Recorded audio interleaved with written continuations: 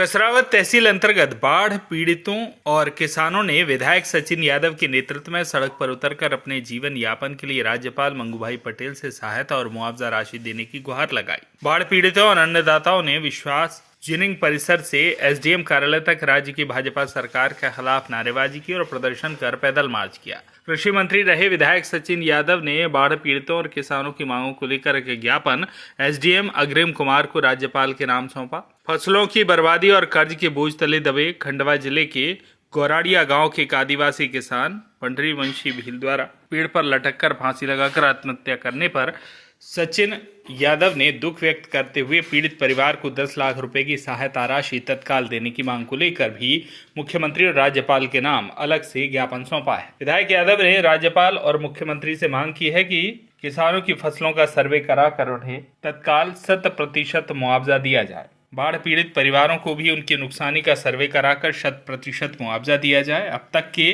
प्रत्येक प्रभावित परिवार को अपने भरण पोषण के लिए रोजमर्रा की सामग्री की खरीदी के लिए 50-50 हजार रुपए की सहायता राशि दी जाए। बाढ़ में बह गए ग्रामीणों के परिजनों को सहायता राशि दी जाए। पशुधन का मुआवजा दिया जाए। शेष पशुधन के पशु आहार की व्यवस्था की जाए। पीड़ितों को स्वच्छ पेयजल उपलब्ध कराया जाए। इस तरह से तमाम मांगे की गई। देखिए, पिछले दिनों जो शासन निर्मित जो आपदा आई थी, शासन निर्मित इसलिए मैं कह रहा हूं क्योंकि ये जो त्रासदी आज हमारे लोगों के ऊपर आई है, ये पूर्ण रूप से शासन और प्रशासन की जो गैर जिम्मेदाराना रवैया था, उस गैर जिम्मेदाराना रवैये के कारण आज लाखों घर बर्बाद हो गए, लोग घर से बेघर हो गए हैं। बड़े पैमाने पर जान माल का नुकसान हुआ है, बड़े पैमाने पर पशुधन का नुकसान हुआ है और कई लोगों का जीवन पूर्ण रूप से बर्बाद हो चुका है। 15 तारीख को वर्षा हुई।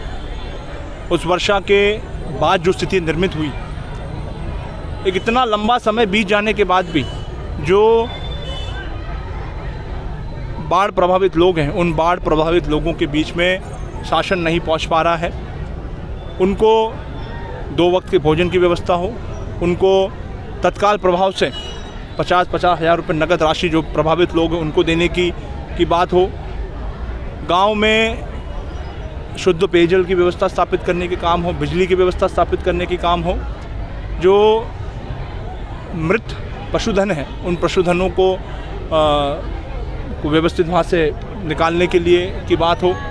ये तमाम बिंदु और साथ ही साथ जो सरदार सरोवर बांध से जो प्रभावित जो गांव हैं, जिनको शासन ने उस सर्वे की सूची से बाहर कर दिया गया, हमारे महेश्वर बांध से जो प्रभावित गांव हैं, उनके विस्थापन को लेकर के, उनके पुनर्वास को लेकर के, ये सारी तमाम मांगे हमने आज ज्ञापन के माध्यम से हमने आज शासन को, एसडीएम महोदय को हमने महामहिम राज्यपाल के नाम से ज्ञापन सौंपा है। और आज हमने चेतावनी दी है कि अगर ये शासन नहीं जागा और हमने जो मांगे हमने दी हैं, अगर वो मांगे नहीं मानी गई तो अगले 10 दिन के अंदर हम दोबारा एक व्यापक और एक बड़ा आंदोलन करने का काम करेंगे और सरकार को जो है खड़ा कर सरकार की ईंट से बजाने का काम हम सभी साथी मिलकर करेंगे। आज इतना लंबा समय बीत गया है, लेकिन आज दिनांक तक हमारे किसानों की जो फसलें बर्बाद हुई हैं, उन बर्बाद फसलों का सर्वे करने के लिए दल तक गठित नहीं हो पाया है।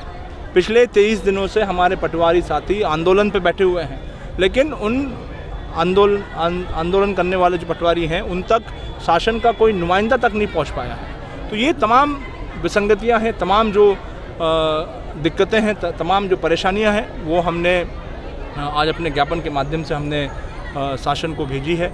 और साथ ही साथ जो ये शासन निर्मित और प्राकृतिक निर्मित, शासन निर्मित और सरकार निर्मित जो आपदा है, इस आपदा के लिए जो जिम्मेदार लोग हैं, उसको भी ऊपर भी जो है कार्रवाई हो, ऐसी भी हम लोग मांग हम लोग कर रहे हैं। कमल पटेल कृषि मंत्री जो है, उनका कहना है कि हमें पटवारी की जरूरत नहीं, हम ड्रोन से सर्वे करा लेंगे। क्या कहना है? देखिए, ये सरकार का तानाशाही जो रवैया है, ये जो बोल हैं, ये जो शब्द हैं, ये उनकी तानाशाही प्रवृत्ति को दर्शाता है। और यही कारण है कि आज जो जनता है, वो जनता जो है दुखी हो रही है, जनता परेशान हो रही, जनता त्रस्त है। और ऐसे समय पे, संकट के समय में भी सरकार जो है उन तक नहीं पहुंच पा रही है। संकट में सहयोग करना था क्या? तोड़ देना? देखिए, मैं अभी पिछले दिनों हम पटवारी साथियों के बीच में पहुंचा था और उन्होंने मुझे अपनी मंशा जाहिर की कि हम लोग इस संकट के समय में, इस दुख के समय में हम किसानों के बीच में जाना चाहते हैं। हमारा जो जिम्मेदारी, हमारा जो कर्तव्य है, उस कर्तव्य को हम निभाना चाहते हैं। लेकिन ये सरकार, जैसे मैंने पहले भी कहा, 23 दिन हो गए, ऐसा नहीं कि अभी ये आपदा ही है तभी वो लोग धरने पे बैठे हैं। उनकी आंदोलन कई समय से चल रहा है और सिर्फ अभी से नहीं, पिछले 18 सालों से अपनी मांगों को लेकर के सिर्फ पटवारी नहीं, मध्य प्रदेश के तमाम जो हमारे विभाग के कर्मचारी अधिकारी हैं, वो तमाम लोग 18 साल से अपनी मांगों को लेकर के आंदोलन कर रहे हैं, धरना प्रदर्शन कर रहे हैं। लेकिन ये निकम्मी सरकार जो है उनकी भी आवाज़ नहीं सुनना पसंद कर रही है। ये बाढ़ आपदा आई है, इसका क्या कारण रहा है? देखिए, जिस प्रकार से मुख्य रूप से जिस प्रकार से हमारे सरदार सरोवर बांध के गेट बंद करने का काम हुआ और ऊपर से ओंकारेश्वर बांध के जो गेट हैं वो बिना किसी सूचना के, बिना किसी चेतावनी के, जो सारे गेट, वो भी सिर्फ एक कार्यक्रम को आयोजित करने के लिए लगभग 7-8 दिन तक जो है बांध का पानी रोका गया और ऊपर से बरगी बांध से और ऊपर जितने भी बांध हैं उन बांधों से लगातार पानी छोड़ा जा रहा था। लेकिन यहाँ पर सिर्फ व्यक्ति विशेष को खुश करने के लिए एक जो वहाँ पर जो स्थानीय जो लोग बता रहे हैं, वहाँ के ओंकारेश्वर के जो हमारे स्थानीय जो साथी बता रहे हैं, वहाँ पर एक पुलिया जो है, अस्थायी पुलिया का निर्माण किया गया था। उस अस्थायी पुलिया से जो है गुजर करके कार्यक्रम स्थल तक पहुँचना था और वो पुलिया बह ना जाए, इसीलिए लगभग 7-8 दिन तक जो है वहाँ पर नर्मदा जी का पानी रोका गया। और फिर जब चीज़ें उनके कंट्रोल से बाहर हो गई तो सभी ओंकारेश्वर बांध के सभी गेटों को खोला गया और उसी के कारण ये जो त्रासदी हुई है, ये त्रासदी उसी का परिणाम है। क्या सरदार सरोवर का पानी जो रोका गया था, क्या प्रधानमंत्री के जन्मदिन मनाने के लिए रोका गया था?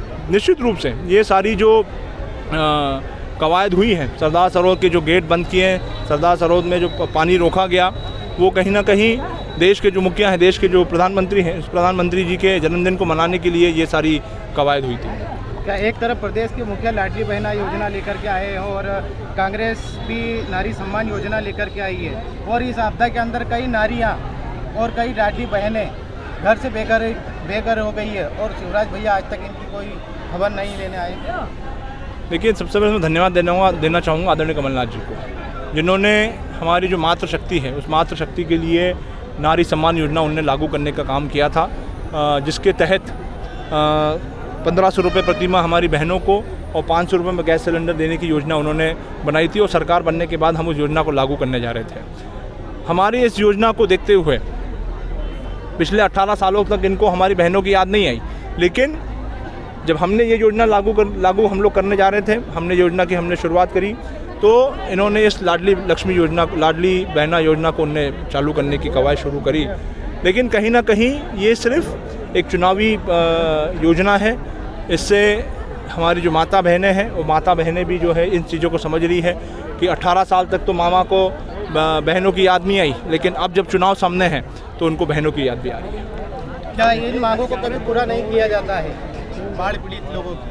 आगे क्या धरना आंदोलन किया जाएगा क्या? निश्चित रूप से आज हमने चेतावनी दी है और 10 दिन के अंदर अगर मांगे मानी नहीं गई है तो एक बड़ा आंदोलन जो है किया जाएगा। कसरावत से जाकिर खान की रिपोर्ट।